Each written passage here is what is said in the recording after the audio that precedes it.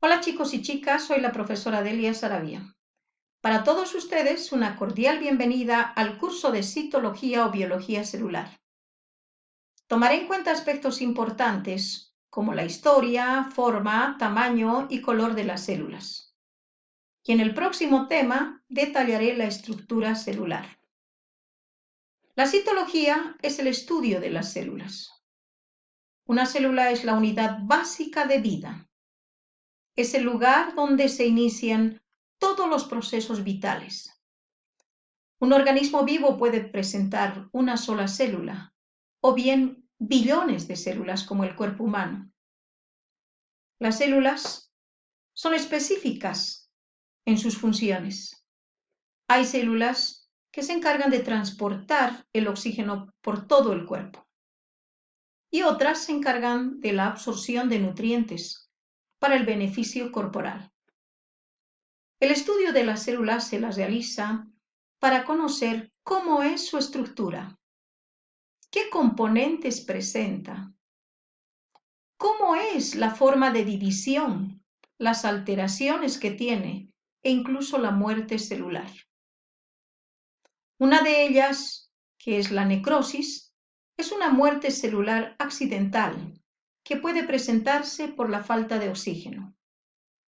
En cambio, la apoptosis es una forma de muerte celular programada para poder eliminar células. Durante mucho tiempo, gracias a la invención y perfeccionamiento del microscopio, fue posible observar estructuras nunca vistas por el hombre.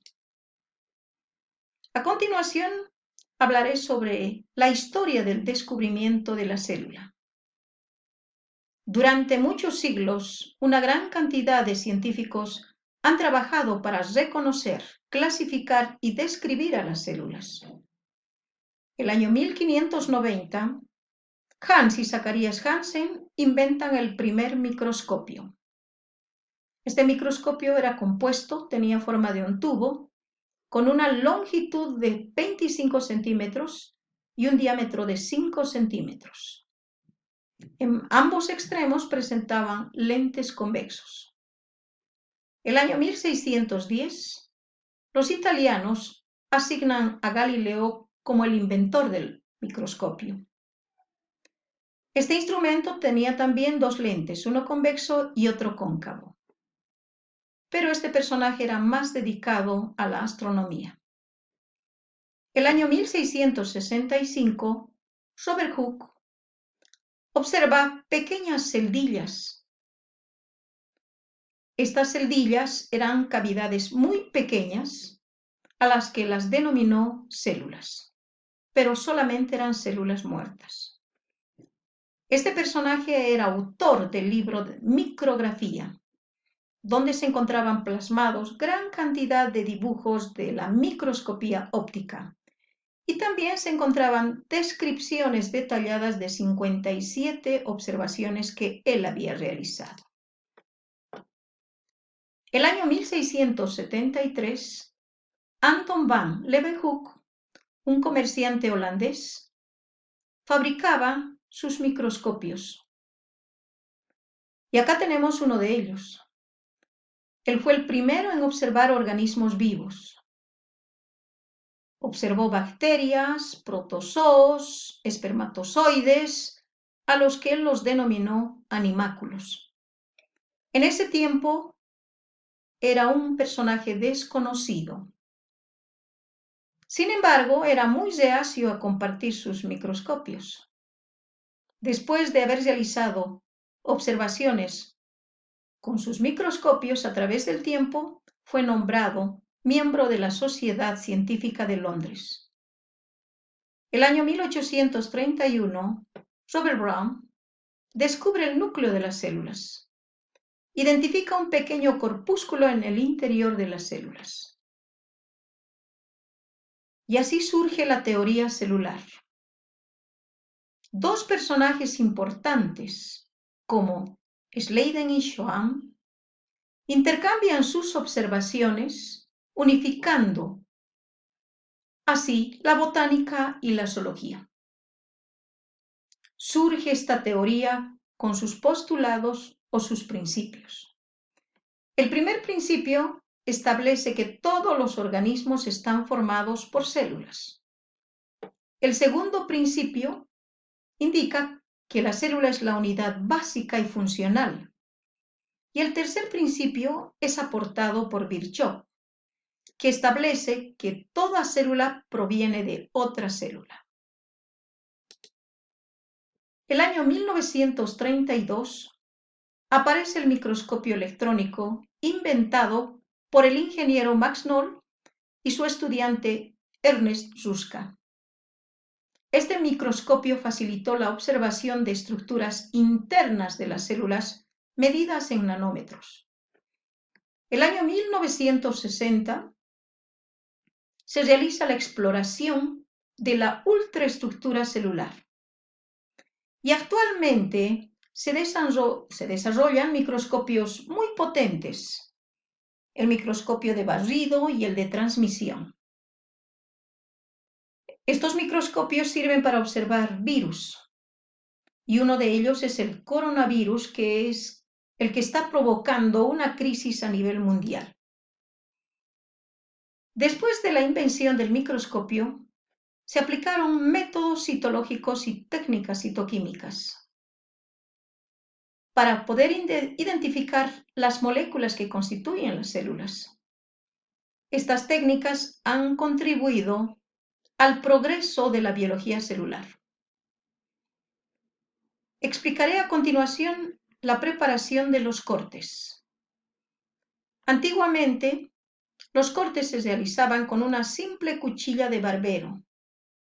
Posteriormente se utilizaron unos micrótomos para poder realizar cortes muy finos y examinarlos con el microscopio.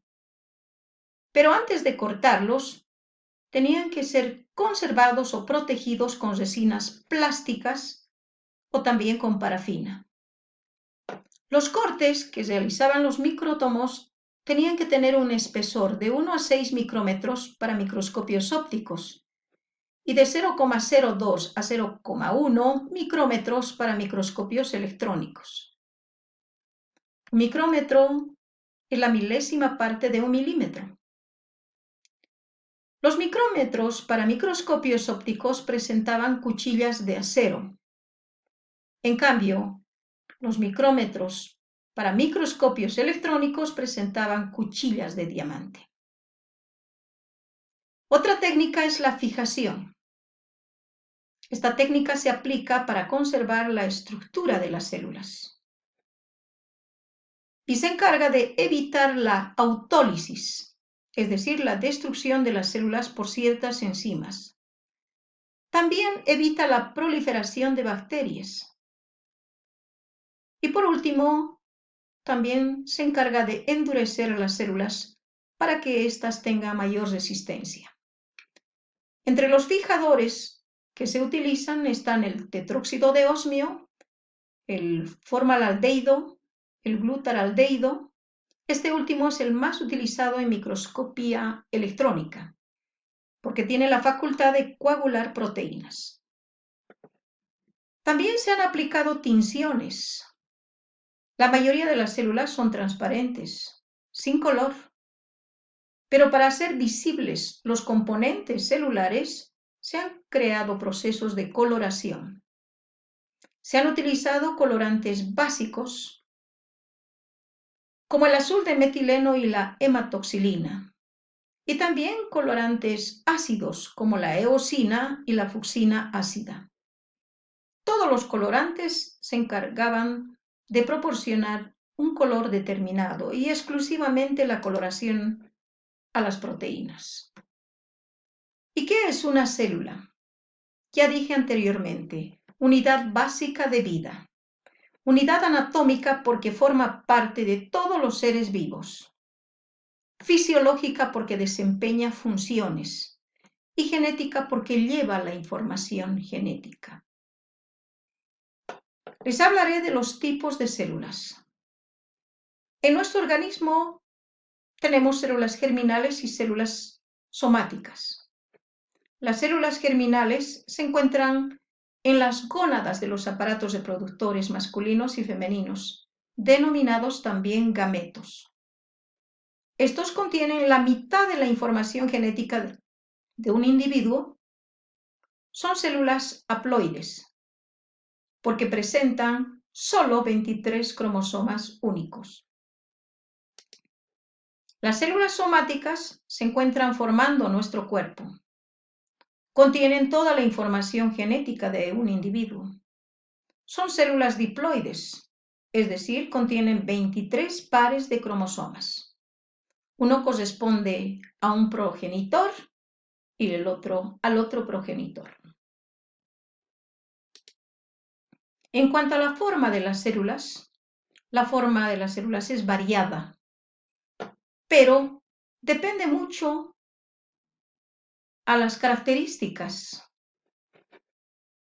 a los factores, como por ejemplo, a la función que desempeñan las células, a la presión de las células vecinas, a la consistencia de las membranas y también a la viscosidad del protoplasma. Hay células esféricas como los óvulos, planas como el epitelio de la boca, cilíndricas como las del intestino delgado, ovaladas como los glóbulos rojos, estrelladas como las neuronas, filiformes o alargadas como los espermatozoides, cúbicas como la de los bronquios, poligonales como las del hígado, amorfas como los glóbulos rojos y poliédricas como las células vegetales. Y existen muchas más. En cuanto al tamaño, puedo indicarles que las células dependen de dos factores también: la relación superficie-volumen y la capacidad que tiene el núcleo. La mayoría de las células son microscópicas y pueden medir entre 3 a 100 micrómetros. Por ejemplo, los glóbulos rojos miden entre 7 a 8 micrómetros, las células óseas entre 12 a 25, un espermatozoide entre 45 a 50 y un óvulo entre 150 micrómetros aproximadamente. Y hay células mucho más grandes. Por ejemplo, los granos de polen pueden medir entre 200 a 300 micrómetros. Y el huevo de un avestruz puede medir 7 centímetros. También puedo indicarles sobre el color que presentan las células. Hay pigmentos que se presentan en el interior de las células. Por ejemplo, la hemoglobina está presente en los glóbulos rojos, la miohemoglobina en los músculos. La melanina es un pigmento y coloración que se encuentra en la piel. Y la rodopsina en el sentido de la vista. Las células tienen distintos tiempos de duración. Por ejemplo, las células de la piel solo tienen una duración de días. Las plaquetas, 14 días. Los glóbulos rojos, 120 días. Las células del hígado, entre 300 a 500 días. Y las neuronas, un tiempo indeterminado, aunque con ciertas sustancias tóxicas podrían destruirse. Y por último tenemos las células procariotas y eucariotas.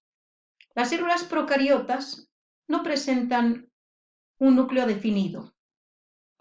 El material genético se encuentra disperso en todo el citoplasma. En cambio, las células eucariotas presentan un núcleo definido, un núcleo verdadero. Está delimitado por una membrana nuclear, en cuyo interior se encuentra toda la información genética. Como ejemplo de célula procariota podemos indicar a una bacteria, y las células eucariotas las tenemos en todo nuestro cuerpo. Si te gustó el vídeo, dale un like y suscríbete a mi canal. ¡Hasta pronto!